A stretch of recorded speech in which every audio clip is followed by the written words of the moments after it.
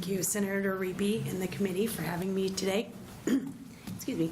My name is Jackie Newman, JackieNewman. I'd like to begin by telling you about my daughter, Zoe. She was 2 at the time she was diagnosed with rheumatoid arthritis. She walked like a little old lady, and I couldn't put footy pajamas on her because she would cry because it hurt so bad. She also couldn't sit, at the time they called it crisscross applesauce, on the floor with her friends at daycare, nor could she get up because of her pain from the arthritis. So for the next 2 years, we tried the old drugs, the methotrexate, the Mobic, the ibuprofen, the naproxen. I'm sure I've forgotten some of them. None of them worked for her. So finally, when she was 4, she was old enough to try a biologic. And that biologic we call Zoe's miracle drug.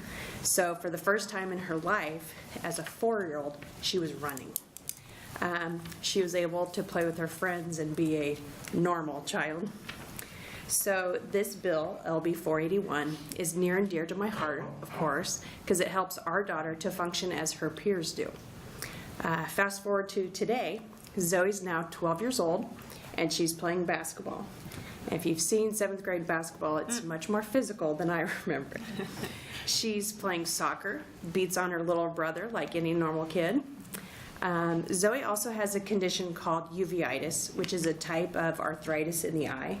And if left undetected, untreated, she could lose her vision.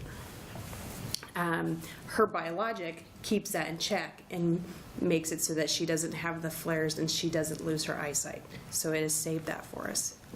So as I said, again, it's very important for LB 481 to pass. There is a significant cost associated with biologics, but we feel very strong that Zoe is thriving because of the biologic that she's on, and thankful that we have health insurance that covers a large portion of that cost. Biosimilars and interchangeable biologics would lower these costs and make these treatments more available to more patients. A big concern of ours regarding biosimilars and interchangeable biologics is that communication piece between the providers, pharmacies, and the patient. These medications are very powerful, as we see every day, and often come with side effects, and as with any drug, have the potential of serious adverse effects. We are very fortunate, and Zoe has not had any experience with a side effect from her biologic as of yet. We've put our full trust into our physicians, and we always discuss Zoe's treatment plans at length before making a final plan. And what truly concerns us in regards to the interchangeable biologics is the chance that the dispensing pharmacy is not required to notify the physician or the patient when an interchangeable is used. If my daughter were to have a reaction as her parent, I would need and want to know what medication she had been given.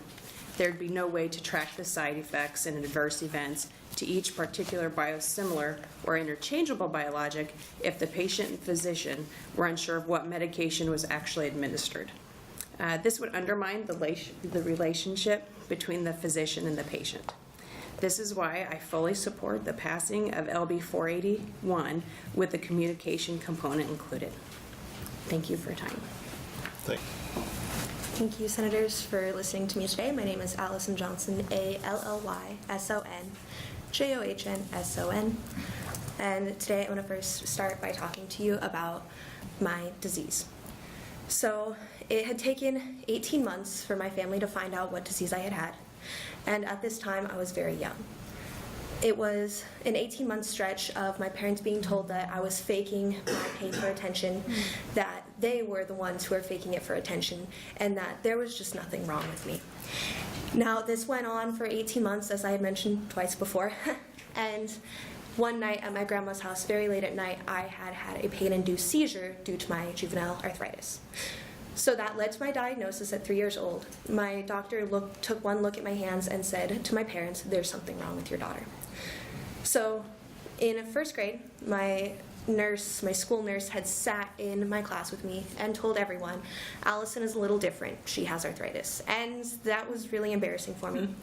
So I wasn't a very large advocate until about 7th grade. Now, in 8th grade, I was almost in a medical remission, which is a very big deal for people with arthritis. And I had begun advocating, as I had mentioned, in 7th grade, but it got really big in 8th grade, despite all the people who told me, you don't really have arthritis, you're too young to have arthritis. And they just didn't believe me, and it was really hard to get that word out there. Now, one story that I really like to think about sometimes is in track. I had just gotten my biologic shot the night before, and I was very competitive in middle school track, and I ran around that track better than I ever had before after getting that biologic. So that was the most important day of track for me.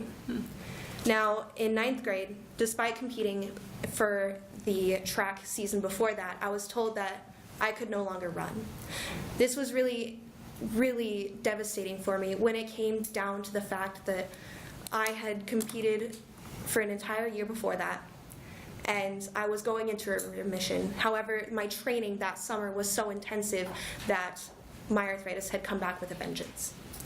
It got so bad that changing schools, I couldn't walk up the stairs at the high school without someone helping me or without holding onto that railing because my knees wouldn't move, my ankles wouldn't move.